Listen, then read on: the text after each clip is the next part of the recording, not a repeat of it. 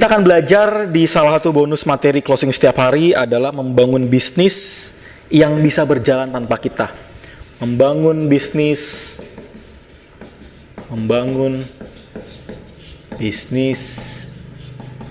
yang bisa berjalan tanpa kita. Ini adalah impian banyak pebisnis, benar?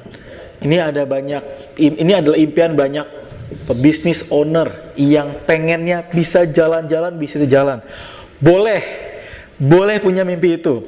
Dan saya pun menerapkannya. Bisa, tapi saya membutuhkan waktu 5 tahun. Gak bisa asal mulai bisnis pengen begini. No way. Gak bisa. Kalau kayak gitu maunya langsung begini, baru mulai, siap-siap aja cepat bangkrut. Beneran, bukan saya ngedoain buat bangkrut, tapi ini kondisi ini baru bisa dilakukan kalau teman-teman sudah melalui banyak proses. Banyak proses. Jangan pernah berharap bisnis bisa berjalan tanpa kita kalau kita belum belajar bagaimana mendelegasikan. Kita belum belajar bagaimana punya tim, bagaimana punya sistem, bagaimana belajar untuk konsisten briefing tim. Boro-boro mas briefing tim. Saya aja untuk ngatur waktu diri sendiri aja kayak susah. Yes, itulah banyak problem para leader dan manajer. Makanya menjadi leader yang baik bukan ketika melit orang, bukan ketika memimpin orang. Menjadi leader yang baik ketika dia bisa memimpin dirinya sendiri. Dalam hal apa? Bagi waktu. Seperti materi tadi, bagaimana mengatur waktu dengan baik. Saya cerita bagaimana saya dengan Ethnovate. Jadi materi pertama yang saya bahas adalah cerita pengalaman saya dulu. Saya nggak mau cerita sesuatu yang sebenarnya saya tidak lakukan. Cerita pengalaman saya. Jadi waktu saya memulai bisnis di Ethnovate, saya memulai semuanya sendiri bersama teman-teman paling hanya 3 orang. Tim inti 3-4 orang. Jadi total ada 4 orang. Saya memulai bisnis dengan bukan modal seadanya, teman-teman. Bukan modal seadanya, tapi tanpa modal. Jadi benar modalnya 0, bukan seadanya. Kalau seadanya masih ada 100 ribu, 1 juta, 10 juta. Ini tanpa modal, beneran. Tetapi yang kami lakukan adalah kami dengan modal 4 orang, kami running bisnis. Kita bisnis macam-macam waktu itu. Kita pernah bikin seminar rutin, kita punya agensi digital sendiri, kita punya web praktis saat itu. Jadi kita di Ethnovate punya 3 divisi. Sebelum ada belum ada Ethnovate Store atau ada Ethnomart, kita masih punya yang namanya agensi digital. Dulu kita handling klien corporate, cuma kita tidak melanjutkan karena repot kerjainnya. Pusing, hasil nggak seberapa, kliennya begitu, mintanya banyak, kadang-kadang suka nggak tidur ngurusin klien gede. Akhirnya kita tidak lanjut ke sana, kita fokus di Ethnovate, di web praktis, dan sekarang ada 1-2, ada Ethnomart, ada Ethnostore. Nanti kita siapkan beberapa divisi yang lain. Nah, yang kami lakukan adalah ketika kita membangun bisnis, satu divisi baru, maka saya mencari orang di sini. Tim penjualan, tim admin. Tim penjualan, tim admin. Tim penjualan, tim admin. Mereka di backup oleh tim finance. Ini cerita pengalaman. Apa yang Hermas lakukan? Kalau tadi pertanyaan Mas apa sih, gimana bisa Mas Hermas sharing posting terus di Facebook? Karena memang saya fokusnya begitu. Saya punya tim yang fokus menghandle organisasi. Namanya Mas Hatta dengan Mas Niki. Kita bagi tugas. Saya fokusnya di luar. Mereka fokusnya di dalam, di internal organisasi. Fokus saya adalah ketemu dengan orang, rutin. Fokusnya adalah membina pasukan, rutin. Fokusnya adalah Facebookan. Jadi kalau misalnya kemarin ada yang nanya ke istri ya. Kita lagi nyetir, terus ada yang nanya ke istri WhatsApp. Tika, istri saya namanya Tika. Suami lo kerja apa sih? Gitu dia nanya. Terus Tika cuma nengok saya, cuma ketawa-ketawa aja. Hermas, kamu ditanyain tuh kerjanya apa? Bingung jawabnya. Jadi kalau misalnya ada yang nanya gitu, jawabannya gini. Ya, suami saya kerjanya serabutan, kadang ke kantor, kadang enggak. Karena memang saya ke kantor sebulan paling hitungannya 2-3 kali. Kayak gitu. Saya dengan tim berkoordinasi, Hermas jangan sering-sering ke kantor. Ketika saya sering ke kantor, kerja saya hanya ngumpul di administrasi. Ketika saya di luar, ide muncul, ideas muncul, konten muncul, bisa bangun reseller, bisa bikin grup coaching, bisa bikin acara atau apa, ketemu Tapi bisnis bisa jalan tetap. Akhirnya pertanyaan balik lagi ke tadi, tanya, suami lu kerja apa? Ya serabutan, kadang jualan buku, kadang jualan website, kadang nanti jualan bawang, jualan baju anak, serabutan. Paling sering kerjanya Facebookan, coba. Dengar kayak gitu. Ke kantor juga kagak. Kantor kalau ada panggilan, yang dengernya, aduh kasihan banget suami lu ya. Karena memang, kebayang ya, saya nggak bisa kayak gitu. Satu sisi orang ngeliatnya miris, mungkin karena nggak kepikiran kalau bisa kayak gitu kerjaannya. Saya pernah hampir sebulan cuma sekali ke kantor. Tapi apa yang saya lakukan? Saya punya grup WhatsApp untuk berkoordinasi. Saya punya telepon. Setiap pagi saya tahu apa yang harus saya kerjakan. Bahkan ketika saya di rumah sama di kantor, bolak-balik fix. Gue 6 jam bolak-balik. Tadi pagi gue berangkat jam 7, sampai sini jam setengah 10, 2,5 jam. Bolak-balik 6 jam bolak-balik. Tangsel, Mas Rifki, Cirende, bayangin itu masuk Lebak Bulus ke MRT, muternya nangis-nangis, macet di mana-mana.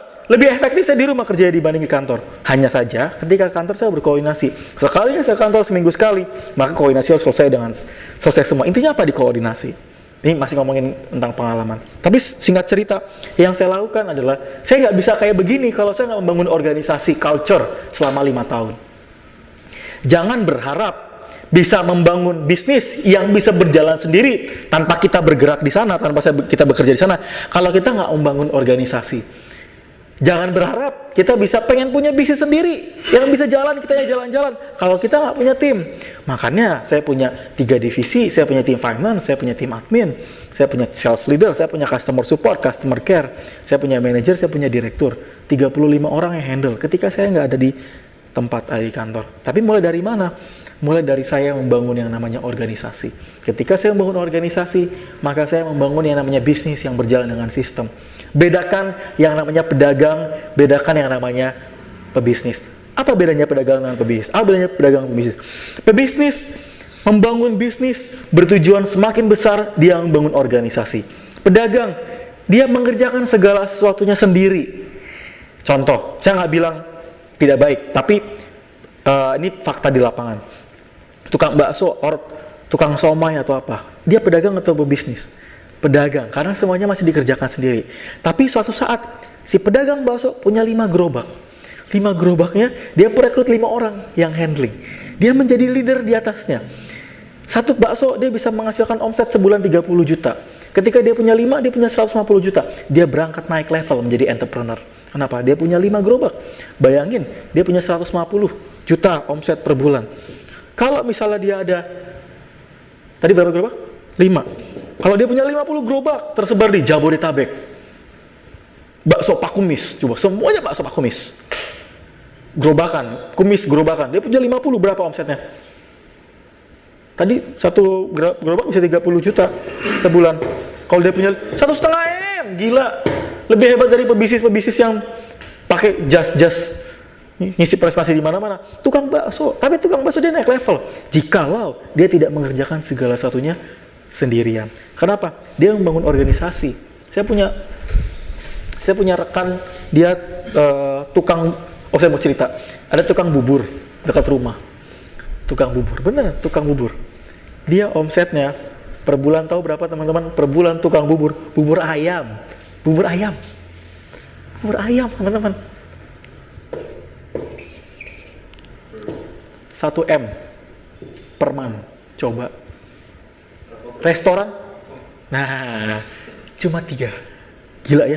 Cuma 3, teman-teman. Gila. Kalau main ke Cirende di dekat Pondok Cabe, tukang bubur, dia punya derivasi produk, ketoprak. Jadi bubur ketoprak.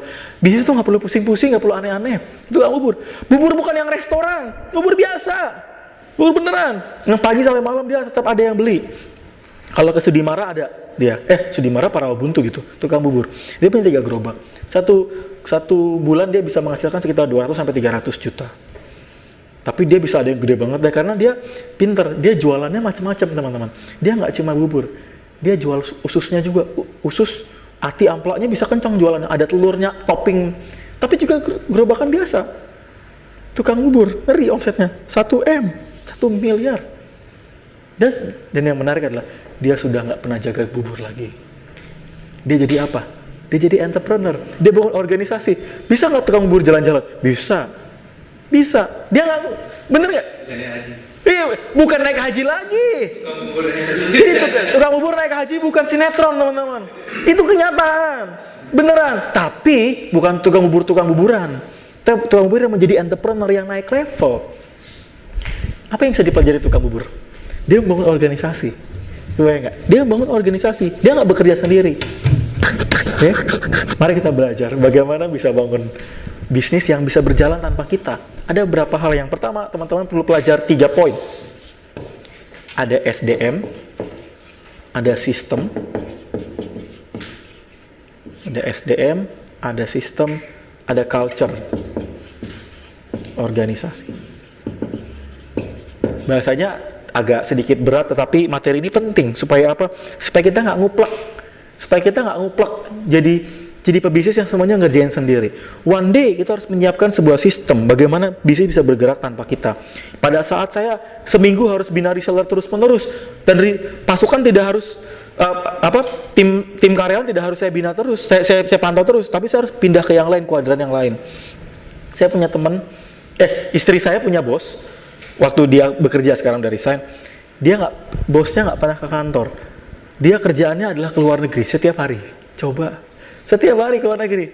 Tapi orang-orang kan bilang, ih asik ya si bapak itu jalan-jalan keluar negeri mulu. Termasuk si bapak ini bilang, saya keluar negeri bukan jalan-jalan. Saya keluar negeri untuk mencari produk baru, untuk mencari ide bisnis baru, untuk mencari apa yang bisa dijadiin potensi. Kebayang? Karena dengan adanya itu, dia bisa ngebangin omset lagi, dia bisa ngebangin divisi baru, dia bisa ngebangin company baru. Dan dari situ, perusahaannya makin gede. Dan dia punya 6 perusahaan under dia. Gara-gara apa? Jalan-jalan. Dan dia jarang banget di kantor. Cuma sebulan or sekali or 2 kali. Dia bilang begini, saya lebih sibuk di luar kantor dibanding di dalam kantor. Dan saya baru sadar, saya lebih sibuk itu di rumah dibanding di kantor. Kalau di kantor mungkin saya hahi dengan tim, lucu-lucuan dengan karyawan. Karena memang tugas saya adalah bagaimana mikirin ide dan strategi konten harus dieksekusi. Saya bangun pagi jam 5 udah bikin postingan konten Facebook, jam 5 pagi. Jam 5 sore orang udah pada pulang, saya masih bikin interaksi di Facebook. Jam 9, jam 7 ketika orang udah pada nonton TV, nonton hitam putih, net TV dan berbagai macam, saya masih interaksi di Facebook. Jam 8 saya bikin kulwa. Jam 9 saya lebih sibuk di luar dibanding. Tetapi lihat, tapi saya itu bisa berjalan tanpa saya. Jadi itu nggak setiap hari. Yang saya lakukan apa? Saya membangun SDM, saya membangun sistem, saya membangun culture organisasi. Saya akan mulai dari yang pertama. Culture organisasi. Culture organisasi dimulai dari leader. Dari leader ya Mas apa sih ya? Dari leader, dari Abang Hamzah dulu, leadernya. Apa yang dilakukan leader akan dilakukan sama follower. Apa yang dilakukan pemimpin akan dilakukan oleh para pengikutnya. Contoh, kalau pengikutnya malas-malasan, kalau pemimpinnya malas-malasan, pengikutnya juga pasti malas-malasan. Kalau pemimpinnya nggak jujur, bawahnya juga pasti nggak jujur. Pasti. Ini culture, teman-teman. Saya pernah kejadian hanya karena masalah nugget. Chicken nugget, cuma masalah chicken nugget. Oh, itu udah bagi-bagi chicken nugget di kantor. Ada yang nggak jujur atau apa. Sampai akhirnya kita sampai bikin lucu-lucuan chicken nugget doang. Tapi kan jadi nggak enak. Jadi konflik horizontal hal yang sepele. Tapi kita harus jujur, terbuka. Dan kita percaya keterbukaan awal dari sebuah pemulihan. Akhirnya maaf-maafan gara-gara apa? Hanya miskom doang. Tapi dengan cara itu, dengan kejujuran itu, culture bawahnya jujur. Bayangin, tanpa kejujuran, bisnis nggak pernah bisa jalan tanpa kehadiran kita. Lihat aja, kalau kitanya nggak ada di dalam organisasi dan nggak jujur, ditelep semua baksonya, makanannya, tehnya. Ini pengalaman saya dulu. Saya punya jualan bakso dulu, punya jualan mie ayam bakar. Itu karena karyawan yang nggak jujur, itu bakso bisa ditilep satu-satu, sehari dua, sebulan 60 bakso. Terus tehnya diminum sendiri. Saya nggak bilang nggak boleh minum teh, tetapi izin kalau mau minum teh. Tehnya habis segalon. Sama karyawan. Intinya kan semua harus diinventarisir. Kebayang nggak? Uang kembalian 1.000 diambilin, 2.000 karena nggak jujur. Culture yang pertama. Culture yang kedua, profesional. Saya bangun culture profesional itu dari hal yang paling sederhana adalah mengenai timing. Kita kerja fleksibel kok, tapi bukan berarti bisa main-main dengan waktu. Kita kerja fleksibel, bahkan boleh pulang on time kok nggak masalah. Tetapi kalau bisa pada saat awal, pada saat briefing, maka dia udah hadir. Itu penting sekali. Waktu saya masih kerja di kantor, saya tiap hari harus pasti datang. Dan briefing pasti saya mimpin. Hingga suatu saat nanti, briefing udah sekarang saya udah nggak pernah mimpin briefing. Sekarang anak-anak yang mimpin briefing. Victor, mimpin briefing kan? Iya, mimpin briefing. Kayak gitu. Culture-nya profesional. Profesional bagaimana bisa ngukur? Simple. Profesional itu adalah apa yang dijanjikan, diberikan. Apa yang diberikan tanggung jawab, dikerjakan. Itu aja sederhana. Profesional tuh nggak awang-awang kok. Ih, profesional tuh gimana? Ganteng, pakai dasi, klimis. No, profesional tuh nggak gitu. Profesional tuh adalah apa yang ditugaskan, dikerjakan. Apa yang di-list-kan, diselesaikan. Itu yang namanya profesional. Kita bangun culture profesional dari apa? Dari yang sederhana. Dari kami cuma bertiga orang. Berempat, berlima, sampai akhirnya bersepuluh, berlima-belas. Saya bangun profesional. Kalau udah profesional yang dibangun, tanpa kehadiran kita, bisa jalan sendiri. Sederhana aja, jujur, profesional aja. Dua ini poin, baru nanti turunnya macam-macam. Tanggung jawab. Gimana mas bisa bikin culture? Yang saya lakukan culture itu, saya briefing. Saya rutin, saya briefing. Di-briefingin ke mereka. Supaya apa? Kasih tahu. Karena orang-orang nggak bisa mengerjakan kalau nggak diberitahu. Dia nggak bisa mengerjakan kalau nggak diberitahu. Dia nggak akan tahu kalau nggak diberitahu. Sama kayak konsumen. Dia nggak akan tahu kalau ada promo kalau kita nggak memberitahu kalau ada promo. Oke, culture. Sederhana aja. Ini segmennya segmen pemula ya, bisnis pemula yang masih omsetnya di bawah 1 M per month. Tapi bisa jalan tanpa kita. Yang kedua, SDM.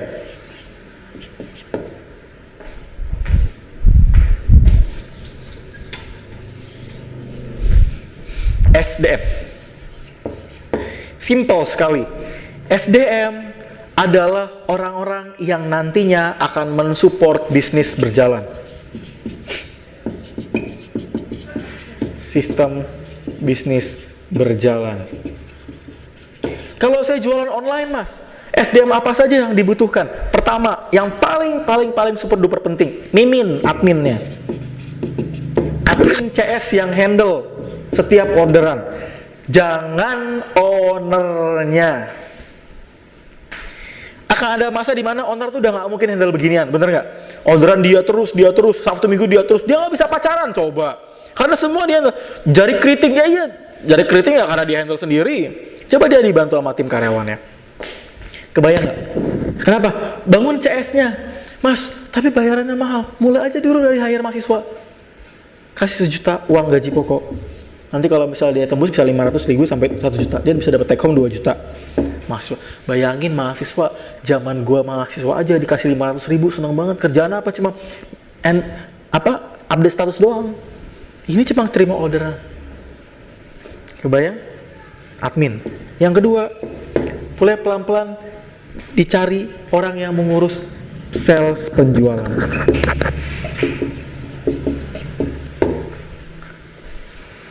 Mulai pelan-pelan ada orang yang mengurus sales penjualan. Mereka siapa? Mereka adalah orang-orang yang nantinya menjadi representasi kita untuk nantinya berjualan. Kalau kita punya reseller, merekalah yang disebut sebagai group leader. Makanya tadi ditanyakan kan, kalau udah punya 100-200 reseller, merekalah jadi sales penjualan. Kerjanya ngapain? Bayangin, kalau saya punya 100 reseller, saya bisa handle sendiri. Kalau saya punya 150, masih bisa sendiri. 180, mikir. 200, kelabakan. Kalau udah 200, teman-teman butuh group leader. Butuh group leader. Siapa group leader? Mereka yang menjaga reseller. Bagian teknis-teknis biar dia. Tugas kita ngapain? Kita hanya bina. Kita hanya memberikan briefing. Tapi kalau udah bagian GL, itu urusan teknis nih. Urusan nanti bagaimana, pengirimannya bagaimana, packing. Bahkan yang paling simpel adalah 3. Tim packing. Kalau orang jualan online, ini segmennya jualan online ya. Tim packing harus ada. Yang paling parah adalah ketika semuanya dikerjakan sendiri. Terima orderan sendiri, replyan sendiri, pas packing juga sendiri. Perhatian baik-baik. Ketika kita masih ngerjain semua sendiri, bakal ada peluang-peluang yang terlewatkan. Itu saya jamin. Saya tanya, ada satu teman dia jualan online. Dia nggak, jadi gini, dia jualannya bagus, omsetnya bagus. Tapi entah kenapa mau, dia sibuk banget. Selalu tidur jam 12 malam, ngurusnya packingan ini semua sendirian. Tapi lihat apa yang terjadi. Kelelahan, letih, capek. Kayak gitu. Bisnisnya nggak stabil. Gara-gara pas main sendiri. Pas dicek, kenapa nggak bangun tim? Bukan karena nggak punya uang, nggak mau mendelegasikan. Nanti profit saya berkurang dong. Nah, itu. Kalau pikirannya pedagang, nggak mau berkurang profitnya. Padahal kalau kita profitnya berkurang, tujuannya biar bisa melesat. Karena karyawan adalah investasi, bukan cuma dia untuk kita bayaran aja. Tim packing. Siapa lagi? Tim keuangan, tim finance. Ini kalau udah banyak ya. Kalau misalnya masih sedikit nggak harus ada tim finance. Masih diurus pakai sendiri boleh. Tapi kalau udah banyak, sebulan bisa di atas 1.000, wah ini nggak mungkin kalau handle sendiri. Admin, sales penjualan, group leader, kayak gitu. Kalau promo gimana? Bisa pakai orang sales nih. Nanti kita bahas tentang bagaimana membangun SDM. Tapi intinya adalah jangan kita sendiri. Intinya tuh jangan kita sendiri. Mulai belajar mendelegasikan. Mas, tapi saya orangnya nggak enakan. Saya orangnya nggak tegas. Saya orangnya takut gini. Saya takutin gini. Saya takutnya nggak direspek. Saya takutnya nggak dihormati. Saya takutnya dia nipu. Ingat, itu mental block. Belum terjadi, udah dipikirin. Jangan dulu. Kalau kita belum terjadi, udah dipikirin dulu. Namanya apa? Kita khawatirnya berlebihan. Padahal jangan sampai khawatirnya berlebihan membuat kita jadi nggak punya SDM. Itu yang terjadi. Banyak para pebisnis pemula nggak bisa berkembang dari reseller menjadi business owner. Kebayang? Sederhana ya. Yang ketiga, sistem. Sistem berbicara mengenai standar operating procedure, SOP atau job desk atau macam-macam ya.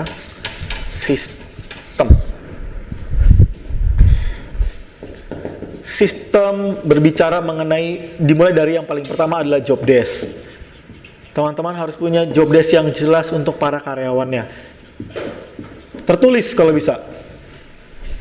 Berikutnya adalah alur kerja. Alur kerja berbicara mengenai apa? Ini berbicara mengenai aktivitas-aktivitas yang kita lakukan.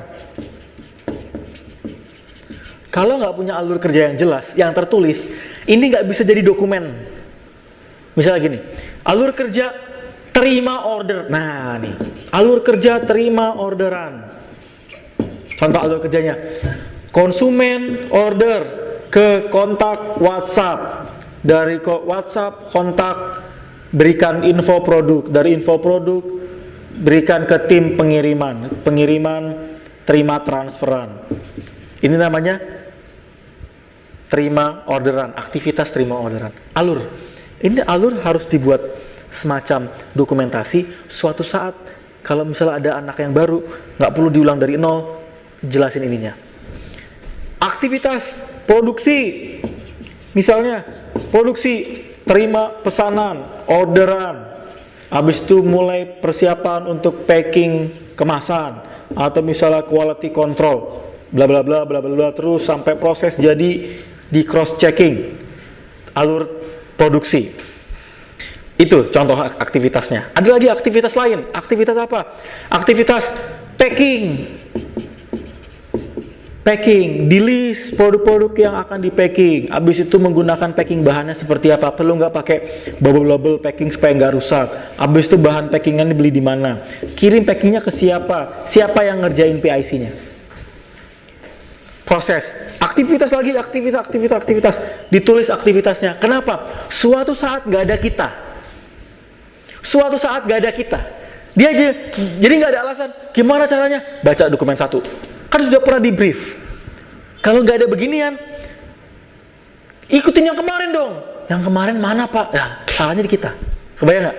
Salahnya di owner. Ikutin yang kemarin kan sudah saya jelasin. Kadang-kadang gitu kan, marah-marah berbusa-busa. Yang salah nggak karyawan, bukan karyawan yang salah sepenuhnya kok. Kadang-kadang kita yang nggak bisa menjelaskan dan nggak mendokumentasikan. Lah, kemarin kamu nggak terus ya kan kemarin saya kasih jelasin.